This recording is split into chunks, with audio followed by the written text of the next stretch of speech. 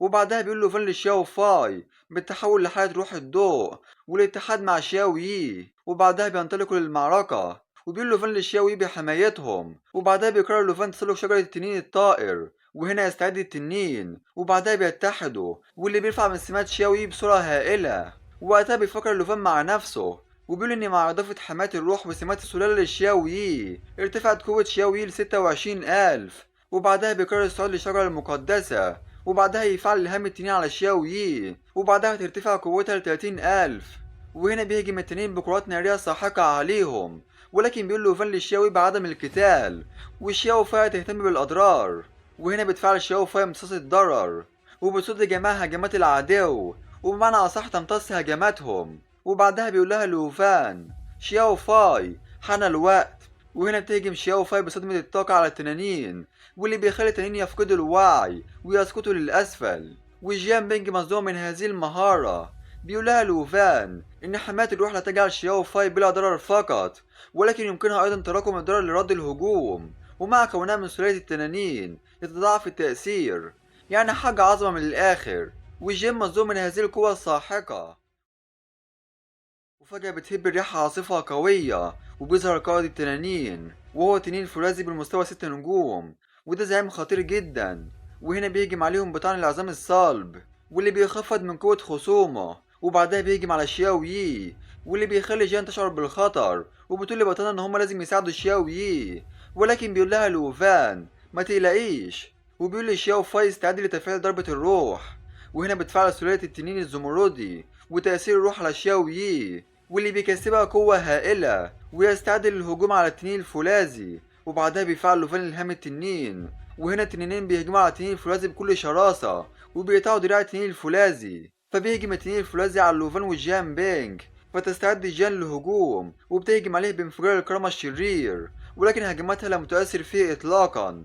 وبتقول لوفان ذلك، ولكن بيقول لها بكل سعادة لا يهم، وأنا أقدر رغبتك في المساهمة مع زملائك في الفريق، ولكن هذا خطير جدا. وقتها بيهجم التنين الفولاذي على بطلنا، ولكن بيقول لوفان لشاو فاي بالاتحاد معاه، وبعدها بيهجم على التنين الفولاذي بضربة انهياب التنين، وتم القضاء على التنين الفولاذي أخيرا. وبيرتقي التنين الأسود للمستوى العشرين وكسبت مهارة الإكراه، واللي بتكون غاضبة جدا من التصاق شياو فاي بلوفان. ووقتها بتقول جيان ان شياو فاي في المستوى الخمستاشر قوية جدا، ألن يكون المستوى العشرين قادر على سحق التنين الفولاذي بضربة واحدة فقط؟ لا يمكن تخيل ذلك حتى. بيقولها لوفان في نظر شياو يي ذلك التنين الفولاذي لم يعد له قيمة. وهنا جيان بتضحك على كلامه، بيستغرب لوفان وبيقول لها ماذا هناك؟ بتقوله افتكرت ما قالته توزي، مع مثل هذا التنين القوي حتى لو كان حتى في كلب مقيد بجانبه فإنه يمكن أن يقتل الجميع. فبيضحك لوفان من كلامها وبيقول لها أنت لا تعرفين كيف تمزحين. بتقوله جيان ربما لأني كنت معك طوال الوقت أشعر أني مختلفة عن الأول. بيقولها لوفان أنت لن أكثر استعدادا للتحدث عن أول مرة قابلتك فيها، واعتقدت وقتها أن صوتك كان لطيف جدا، واللي بيخلي جين يحمر وشها من الخجل. وبتقول له صوتي لطيف جدا؟ بيقول لها لوفان ايوه انت لطيفة، الم يخبرك احد بذلك؟ بتقول له جيان لا، لانها نادرا يا صديقي لما تكلم الناس وما عندهاش حتى اي اصدقاء. وبعدها بيقفلوا الموضوع وبيكملوا طريقهم، وبعدها بننتقل لعش احد التنانين. وقتها بنلاقي هناك بيضة زرقاء تهتز. ونرجع لبطلنا، وقتها بتقوله جيان انها ارتقت للمستوى ال25 بعد هزيمة التنين الفولاذي. فبيسألها لوفان لو حصلت على سلاح جديد. بتقوله جيان ايوه سيف وانهو، وهو سيف بخصائص السرعة وتأثيره جيد، ولكن للأسف هو لسه في المستوى الأول لذا قوته ضعيفة جدا. بيقولها لوفان في الوقت الحالي يبدو كذلك، ولكن لما يصل للمستوى ال25 سيكون تأثيره مختلف بالتأكيد. ولكن بتقول جيال لنفسها حتى لو تم ترقية كل سيوفي للمستوى ال25 فهل يمكنهم الوصول لمستوى قوة شياو يي؟ وبتقول لي بطلنا لو قال الآخرون ذلك كنت هصدقهم بالتأكيد. بيقولها لوفان أنت لا تصدقين ما قلته، ولكن عندما يرتفع سيف وانهو فقط، لن يكون هناك الكثير من الأشخاص في أكاديمية التنين يمكنهم مواجهته. بتقول له حسنا دعنا نسرع، ابتعدنا كثيرا عن شياو يي. وبعد فترة بيوصلوا للمكان وبيتفاجئوا لما بيلاقوا الكثير من الناس ميتين، واللي يبدو كأنه موقع تخييم، ويبدو أنهم ماتوا من فترة طويلة. وقتها بيلاحظ لوفان إن هم واجهوا صعوبات في أوقات مختلفة، وبيعتقد إن في وحش نصب كمين هنا، وهنا بيحذر جيان إنها تاخد حذرها لأن ربما هذا المكان فيه وحوش. وهنا بيظهر التنين، واللي بنعرف إن هو التنين البرونزي بالمستوى السادس بصعوبة الكابوس مع مهارة الدرع البرونزي. وفجأة بيظهر تنين تاني بتلات رؤوس، واللي بنعرف إن هو بالمستوى الخمسة وستين بصعوبة الكابوس، وكل راس لديها مهارة عنصرية مختلفة، ويمكن إحياء أي راس تم قطعها طالما في راس من التلاتة لسه موجودة. وهنا يستعد التنين للهجوم بالسحر الثلاثي وهو النار والرعد والجليد، ولكن بتهجم عليهم شياو يي وبتقطع مهارة الرعد، ولكن التنين لم يتأثر من هجومها إطلاقا، وده لأن التنين البرونزي من فعل الدرع عليهم. وهنا تستعد جان للهجوم وبتقول للوفان إن هم لازم يتعاملوا مع التنين البرونزي أولا، ولكن بيقولها لوفان استرخي لديه إجراء مضاد فقد استدعي سيف وانهو واستني الترقية. وبعدها بينطلق لوفان مع شياو فاي وبيقول لها انها تفعل روح الضوء واستعد لاطلاق صدمة الروح. وبعدها بيقول لشياو يي استعد للتحول المدمر، وبيهجم على التنين البرونزي بقوة ساحقة. وقتها بيهجم التنين التاني على شياو يي، ولكنها تتجنب هجماتهم في الوقت المناسب. وهنا بيقول لها لوفان باستعمال مهارة جديدة الضغط، وهنا يتحول التنين المدمر، وبعدها بيخرج ضغط هائل يسبب الخوف والشلل والصعق على جميع الأعداء. وبعدها بيتفعل شياو فاي تأثير الروح وبيهجم لوفان على التنين البرونزي وبيقطع مهارة الدرع البرونزي. وبعدها بيقول للشاوي بالهجوم على التنين الثلاثي، وبالفعل بتهجم عليهم بقوة ساحقة وبتخلص على التنين الثلاثي في ثواني. وبيرتقي مستواه للمستوى ال 22، ولوفان للمستوى ال 28، وشياو فاي للمستوى ال 17، وجان للمستوى ال 27، وسيف وانهو للمستوى السادس، مع انها لم تفعل اي شيء، واللي بيخليها تشعر انها عديمة الفائدة لبطلنا. وبعدها بيكملوا طريقهم، وقتها بينزل البطلة للنظام على موقع الخريطة لمعرفة موقع البيضة. وفي الليل بيخيموا في المكان، وبتخش عليه جيان عشان تعطيه الطعام، ولكنها مش بتلاقي لوفان، واللي بتفكر ان هو تخلى عنها لانها مجرد عبء عليه. وقتها لوفان بيتبع الخريطة اللي عند البيضة الخاصة بالتنين، وبيقول مع نفسه آسف يا جيان، بس هدفي الأساسي لقدومي لهنا هي خريطة الكنز الملكي. وبيوصل لعش مليء بالبيض، وفجأة بيفقس بيضتين وبيظهر منهم روح ملك التنين الطائر بالمستوى السبعين زعيم بصعوبة الكابوس، واللي بيخلي لوفان مصدوم من هذا. وبعدها بيخرج شياو يي وشياو فاي وبياخدوا الموضوع بجدية. وهنا بتشعر جيان بشيء وبتقول مع نفسها إن لوفان أنقذها مرارا وتكرارا ربما سائم وذهب منفردا، ولكن بتقول لنفسها تاني لا يمكنني التراجع ولازم أعترف بالفجوة اللي بيني وبين مروض التنين. ولكن هو أنا لسه عندي النية لمساعدة زملائي حتى لو ما كنتش قوية زي لوفان، ولكن يمكنني مساعدته في الخروج من المأزق. وقتها لوفان بيعاني مع هذه التنانين وبيقول بكل صدمة إن المستوى السبعين صعب حقا، أخطر حتى من الإمبراطور المدمر. وهنا بيفعل إلهام التنين وبيقول لشياو يي استعدي للهب الحمم البركانية. وهنا تستعد شياو يي وبتهجم على التنين بلهب الحمم البركانية، ولكن بيهجم عليها التنين التاني بهجوم الروح. فبيقول له فان لشياو فاي بالتحول للتنين الخالد، ولكن فجأة بيظهر الكثير من السيوف بتهجم على ملك التنين الطائر. وقتها بتفاجئ لوفان إن ده هو سيف وانهو، وبعدها بتنادى عليه جيان وبتقول له هدعمك من الخلف. وهنا بتفعل مهارة ألف سيف يتساقط. وهنا بيقول له فان لشياو فاي بتفعيل نبض الحياة واللي بيرفع من عدد طبقات الحماية والضرر لأربع أضعاف، يعني يا صديقي 12 طبقة حماية وضرر. وبعدها بيهجم التنين الأسود على التنانين بقوة ساحقة، وبعدها بيهجم لوفان بزرير ملك التنانين الزرقاء، ولكن بيعترض التنين هجوم لوفان وبيتفاجئ الجميع إن الزعيم هيستعمل تحرير لغة التنين وعلى وشك الهجوم عليهم بهجوم ساحق ومدمر. ولكن بينادي لوفان على شياو فاي، ولكن بيهجم عليهم التنين بهجوم ساحق ومدمر بسقوط نهاية العالم، وبيحصل انفجار ضخم من هذا الهجوم. ولكن شياو فاي بتدي الهجوم في الوقت المناسب بدرع حماية الخالد، والمرة التانية بينقذها لوفان من الخطر وبيرتفع مستواها للمستوى ال 28، وسيف وان هو للمستوى العاشر، وشياوي للمستوى 23، وشياو فاي للمستوى 18، ولوفان للمستوى 29. وهنا بيمدح لوفان في شياو فاي على حمايتهم جميعا، واللي بيخلي شياوي غيرة من ذلك فبيمدحها لوفان على قوتها. وقتها بتقوله جيان إنها فكرت إن المعارك بين المستيقظين المستوى العشرين أو ال30 لعبة عيال، ولكنها دلوقتي عرفت ما يعنيه مواجهة الموت. بيقولها لوفان أيوة كان من الصعب جدا مواجهة زعيم بالمستوى ال70، وحرفيا واجهنا الموت وكنا هنموت معا. وبعدها بيقول لها بكل خجل إن هو ما كانش ناوي يتخلى عنها، وهو خرج للبحث عن شيء ما، ولكنه لم يتوقع إن هو يقابل الزعيم في طريقه. ولكن بتقوله جيان لا بأس، أنا عارف إنك لست من هذا النوع الذي يتخلى عن زملائه، وفكرت في كلامك السابق وسأردها إليك الآن. أنت قوي، ولكن لن أسمح لك بالقتال لوحدك. وهنا بيذهب لوفان لفتح صندوق الكنز، وبيتفاجئ لما بيلاقي انه كسب اداة بالمستوى الاسطوري أجنحة ملك التنين الطائر، واللي تمكن مستعملها من الطيران. ولو كان المرتدي يمتلك سحر التنين فيمكنه الحصول على تحرير لغة التنين. ووقتها بيقول لوفان مع نفسه إن مع سحر الطيران وتحرير لغة التنين يمكنه استعمال ضربة نهاية العالم. وبيكسب أيضا سرج التنين بالمستوى الأسطوري، وهي خاصة بالتنين الأليف بالمستوى الستين، وأيضا يمكنها تسبب أضرار بعيد المدى. وقتها بيستغرب لوفان من هذا، وبيقول إن أول ما توصل شياوي للمستوى التلاتين هيقدر يكون فارس تنين في اختبار الأمة.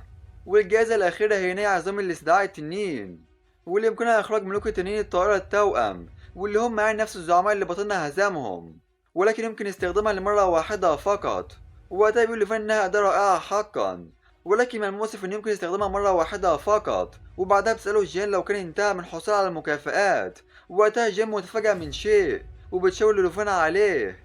وهنا بنلاقي شاو فاي بتفعل قوتها الشفائية على الشجرة المقدسة، وبيتفاجئوا إنها بتعالج الشجرة المقدسة. ووقتها بيقول لوفان إن مهارتها تشفي الأهداف الصديقة فقط، وده معناه إن الشجرة المقدسة هي في الواقع صديق حي. وبعدها بيظهر فروع من كل مكان، وهنا بتخرج بذر من أحد الفروع، واللي بنعرف إن شاو فاي فعلت المهمة المخفية، وهي مهمة إنقاذ الشجرة المقدسة بعد ما استولى أتباع تنين الشياطين على الشجرة، وهي بقتل التنين الشياطيني واستخدام البذرة الغرساء في دمه كدليل. وده يخلي صاحب الشجرة المقدسة يثق فيه، واللي هو التنين الكوني.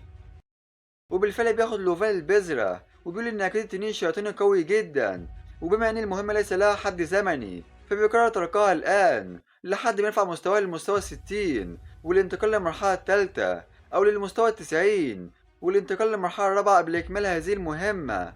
وبعدها بيمدح لوفان في شياو فاي على تفعيل المهمة، وبعدها بيسألها لو كان يمكنها أكل الناي، واللي بيخلي الجميع مصدومين.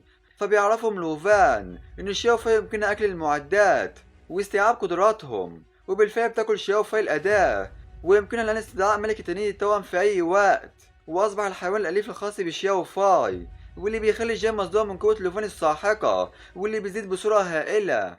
وبعدها بتقول لبطلة إن هما لازم يرجعوا، وإلا الأخت هانا تشعر بالقلق، ولكن بيقول لها لوفان اذهبي أنت أولا وسأذهب وراك لاحقا. وبيذهب بطلنا لموقع البيضة، وفي الليل بيرجع لوفان لمنزله، وبيجمع شياوي وشياو فاي والضيف التالت اللي جاي طبعا. وبعدها بيسألهم عن خناقاتهم المستمرة طوال الوقت، ولكنهم لم يهتموا لكلامهم ومركزين على البيضة الزرقاء، واللي بيخلي لوفان غاضب جدا وبيزعق فيهم. وبعدها بيقول لهم لوفان إن هذا هو التنين اللي هينضم للعائلة، وهو تنين النجمي، وهنا بيفعل قوته على البيضة، ولكن لم يحدث أي شيء. وبيتفاجئ لوفان من هذا، وبيدور في النظام عن الأمر، وبيلاقي إن هو لازم يوصل لمستوى 30 أولا لتفعيل المكان التالت للتنين الجديد. وفي اليوم التاني بتعدي الأنسة شين والشاو زي على بطلنا، وبيفتح لوفان الباب وبيقول لها في إيه؟ بتقول له أنسة شين لوفان بص على هذا المنشور اللي انتشر في الأكاديمية بالكامل. بالفعل بياخد منها الجهاز وبيشوف الخبر، وبعدها بيقول لها لوفان هو أنت هنا عشان مجرد منشور في هذا الوقت المبكر جدا؟ ولكن بتقول له تشين إن ده يتعلق بانسحابك من الاختبار، ونشر أحدهم الموضوع في منتدى الكلية، وارتفعت شعبيته للمركز الأول في ليلة واحدة فقط. واللي بنعرف إن اسم الشخص ده هو جانج فينج. بيستغرب لوفان وبيسأل عن هويته. بتقوله إن قاعة الرياح العاصفة بدأت كمجموعة من 4 أفراد، ودلوقتي توسعت ل30 فرد وتطورت لمجموعة متنوعة من المهن القوية، وعلى رأسها جانج فينج وشياو جينج. بيقول لها لوفان مع إني المصنف الأول، ولكن يبدو إن الجميع اعترف إن جانج فينج هو الأول، كيف هذا؟ بتقوله شياوزي إن جانج فينج قال النهاردة إن هو عايز يثبت لداعمي قاعة الرياح العاصفة إن هو رقم 1، وبعد انتهاء الاختبار غدا سيأتي ليطردك من الفيلا رقم 1. وبتقوله تشين إن اللي في المركز الأول يمكنه المشاركة في اختيار المشاركين للمحاكمة الوطنية، وده أكيد اللي هو عايزه. وبيقول له فان مع نفسه إن جانج فينج هدفه هو الحصول على الشهرة والمشاركة في الاختبار الوطني أيضا. وبيقول له فان للجميع لو كان جانج يستهدفني فأنا أدعمه في ذلك. بتقوله شياوزي قصدك إيه؟ بيقول لها لوفان إن هو يرسل ردا لجانج فينج ويعلن التحدي. وبعدها ننتقل لقاعة التدريب، وقتها بيلاحظ شياو جينج رد بطلنا، وبيقول لجينج فينج ذلك. وقتها بيهجم شخصين على جينج فينج، ولكن بيهجم عليهم بقوة ساحقة. وبعدها بيقول لشياو جينج اديهم العلاج، وماذا قال لوفان. وبنعرف ان مينة جيانج فينج هي محارب الظل. بيقول له شياو جينج من الافضل انك تشوف بنفسك، وبالفعل بيشوف المنشور. وبعدها بيقول جيانج ان بطلنا متعجرف جدا، لأنه تحدى كل أعضاء قاعة الرياح العاصفة. وهنا بيعمل الجهاز لشياو جينج، وبيقول له يرد على لوفان، ويقول له إن القتال هيكون في الساحة بعد النهايات غدا، وأكيد جمع كل أعضاء قاعة الرياح العاصفة، ولو كان عايز يتحدى الجميع فليتفضل. وبالفعل بيوصل له الرد. وهنا بتقول له شياو إنها سمعت إن جينج فينج عنده مباراة النهاردة، وهل تريد الذهاب؟ ولكن بيقول لها لوفان إن هو ليس مهتما بقوته، ولازم أذهب لقاعة العالم السري للترقية. ولكن بتقول له هان لازم تعرف خصمك جيدا، وإلا هينتهي أمرك بهزيمة ساحقة حتى لو كنت قوي جدا. ولكن بتقولها لأخت تشين إن لو حد عرف إن هو كان بيراقب جانج فينج قد يتعرض للانتقادات.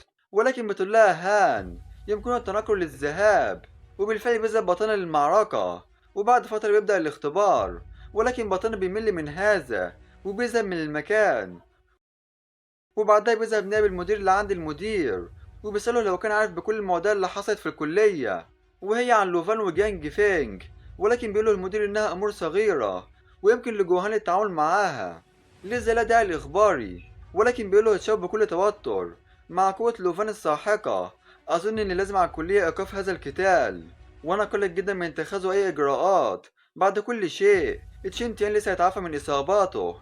ولكن بيقوله المدير لا داعي للقلق بشأن هذه المواضيع التافهة، بدلا من ذلك الأفضل إنك تقلق بشأن سفير التنين واللي سيأتي بعد شهر لاختبار مدى تأهل لوفان لاختبار الأمة. بيتفاجئ تشو من هذا وبيقول له بعد شهر، أليس هذا سريعا جدا؟ ولكن يطمن أيها المدير، وسمعت عن ذلك المبعوث الخاص بلونج دو، وممكن يكون شونج معقدا في مواقفه، ولكنه أكيد مش هيعقد الأمور. ولكن بيقول له المدير ولكن يا نائب المدير تشاو يبدو انك لا تعرف شيئا، وشونج لم يعد سفير التنين، والشخص الحالي هو راني تشانج. بيقول نائب المدير مع نفسه بكل توتر راني تشانج السيد تشين اخبرنا عن مسألة لوفان وجين زو وذكره ايضا، واكيد السفير الحالي ده ضغينة مع لوفان. وبعدها بيقوله المدير ان راني تشانج خدم ذات مرة في منصب رفيع المستوى، وتم تخفيض رتبته مرة ورا التانية، وهو دلوقتي مبعوث خاص. إنه أمر مثير للاهتمام حقا، لماذا لم تعد تتكلم؟ بيقوله النائب المدير وده معناه إن لوفان هيواجه صعوبات كبيرة. بيقوله المدير أيوة، لوفان هو اللي اخترته شخصيا كمرشح لاختبار الأمة، لذا أكيد أنت عارف هتعمل إيه. بيقوله النائب المدير أكيد هدور له على موارد مرة أخرى لينتقل للمستوى التاني للمهنة في أقرب وقت ممكن للتعويض عن الفرق في المستوى. طب ماذا عن القتال بين لوفان وجانج فينج؟ هتشوفه أم لا؟ بيقوله المدير بكل حماس أكيد أود ذلك، لا يمكنني تفويت هذا الحدث المفعم بالحيوية. وبعدها بننتقل لميدان المعركة، ووقتها بترمي شخص في الأرض بعد تعرضه لهزيمة ساحقة، وبنعرف إنها غرفة تحديات. وبتفاجئ الجميع إن شخص واحد فقط هزم الكثير من الأشخاص، مع إنه بالمستوى 29 فقط، وبيحذروا الآخرين من الدخول لهناك، واللي بنعرف إن هو لوفان. ووقتها بيقول لوفان مع نفسه إن هو كان لازم يذهب لغابة العناكب بدل القدوم لهنا لمشاهدة القتال. وهنا بتظهر بنت جميلة لتحدي لوفان. بيقول لها لوفان مرحبا أختي الكبرى. بتقوله الفتاة أختك الكبرى؟ بما إني مستواي أعلى منك سأكون لطيفة وأسمح لك بالمرور نظرا لأدبك. ولكن بيقول لها لوفان لا داعي لذلك، يمكنك التصرف بحرية. بتقوله البنت حقا، وهنا بتخرج قوة نارية ساحقة. وقتها بيقول لوفان إنها حقا فتاة غير عادية، وهنا بتهجم على لوفان بسرعة خاطفة، ولكن بيصدها لوفان في الوقت المناسب، وبيتفاجئ من قوتها الهائلة وما هو مستواها. ووقتها بتقوله البنت تصديت لها جيدا، ولكن ضربة السيف الخاصة بك لم تصبني. أتخشى أذية أختك الكبرى؟ يبدو أنك خائف وحذر في تصرفاتك، لذا سأعطيك درسا جيدا. وهنا بيهجموا على بعض بهجمات سريعة ومستمرة. ووقتها الجماعة في الخارج مصدوم من قوة الفتاة اللي دخلت من شوال القتال. ووقتها بيلاحظ شخص انتهاء قتال جانج فانج، وفاز جانج فانج في المعركة. ووقتها بيقول شياو جينج لجانج فانج إن بعض الإخوة أخبروه إن لوفان كان هنا لمراقبة المعركة. بيقول له جيانج بكل سخرية: عايز يعرف نقاط ضعفي رغم اني تظاهرت اني اواجه عدوا خطيرا. وهنا بيقول بأعلى صوته: لوفان، لا يمكن الاستمرار في تصرفك المتعجرف هذا لفترة طويلة، وفي القتال غدا يجب ألا تهرب. حسنا. والجميع بيشجعوا في ذلك. ونرجع للوفان. ووقتها لوفان بيواجه صعوبة في مواجهتها، وبيقول مع نفسه إنها قوية بصورة غير عادية. ووقتها بتقوله الأخت: دفاعك حقا رائع، ومن ربع ساعة تحسن توقعك لهجماتي. وبيقول لوفان مع نفسه: كان يمكنها هزيمتي في حركتين فقط، وكأنها كانت تواجهني لمعرفة نقاط ضعف حركتي، ولكن لماذا تفعل ذلك؟ ومن هي؟ وهنا بيوصل لبطلنا مكالمة، وبيعتذر منها على ذلك، وبيكلم الشخص اللي بيرن عليه. وبعد فترة بيشكر لوفان على تعليمها ليه عن تقنيات القتال القريب. وقبل ما يغادر بيسأل عن معلومات اتصالها عشان يتواصل معاها، ولكن بتقوله لا داعي لذلك، لو عايز تقابلني يمكنك فتح غرفة نقاش زي النهاردة.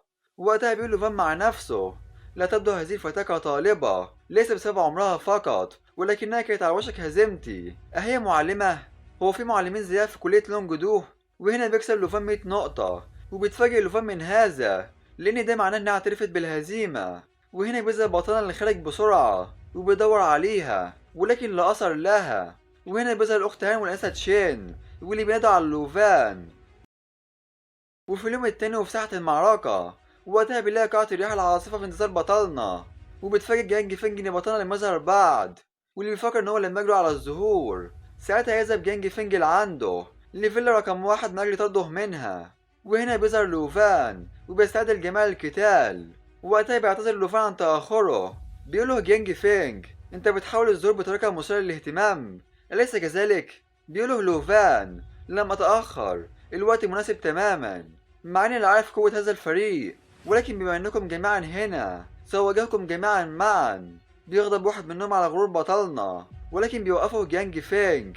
وبعدها بيقول جيانج لبطلنا: بما انك لا تاخدنا بجدية دعنا نبدأ اذا، وراهن ب7000 نقطة. ولكن بطلنا بيخرج بطاقته وبيقول له راهن ب17000 نقطة. بيتفاجئ الجميع من هذا الكم الهائل من النقاط، ولكن بيسكتهم جيانج والنقاط بتلمع في عينه، فبيوافق على الرهان وبيجمعوا النقاط من بعض. وهنا بيقول لهم لوفان: جيد جدا، إذا لنبدأ. وهنا يستعد الجميع وبتهجم العرافة بسلاسل اللعنة وبتأيد لوفان، ولكن لوفان لم يكن مهتما بذلك.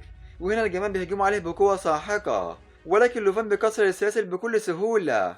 وبعدها بيمسك جانج فينج وبيرزعه في الأرض، والجميع مصدوم إن لوفان هزم جانج فينج بيديه العارتين فقط، بالإضافة إن السلاسل لم تؤثر فيه حتى.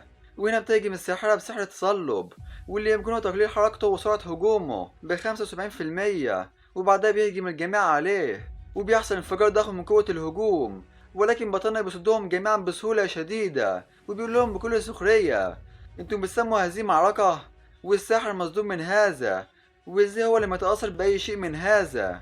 بيقوله لوفان: لا تلوم نفسك، لدي بعض التعزيزات من التنين وسمتي عالية جدا، وهذه المهارات غير فعالة قدامي.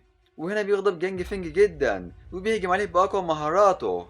ووقتها بيقول الجميع إن لوفان حكم في ورطة هذه المرة، ولكن بيقوله لوفان: لا أقول لك يا صديقي جيانج، حركتك رائعة حقا، وبما إنك الأول في اختبار الطلاب سأوريك شيء لم يراه أحد.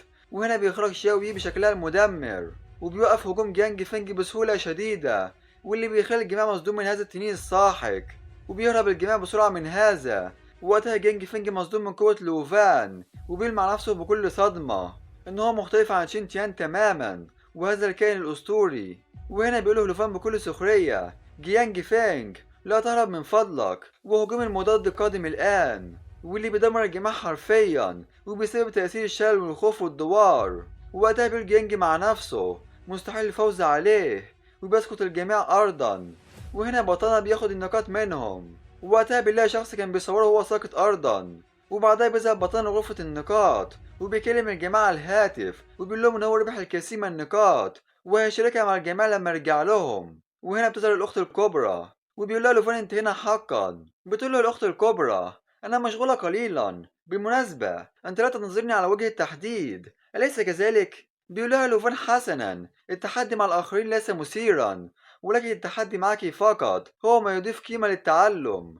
بعد كل شيء يبدو مستواك فوق المستوى 70، وهنا بتتفاجئ الأخت الكبرى من كلامه وتختبئ بسرعة.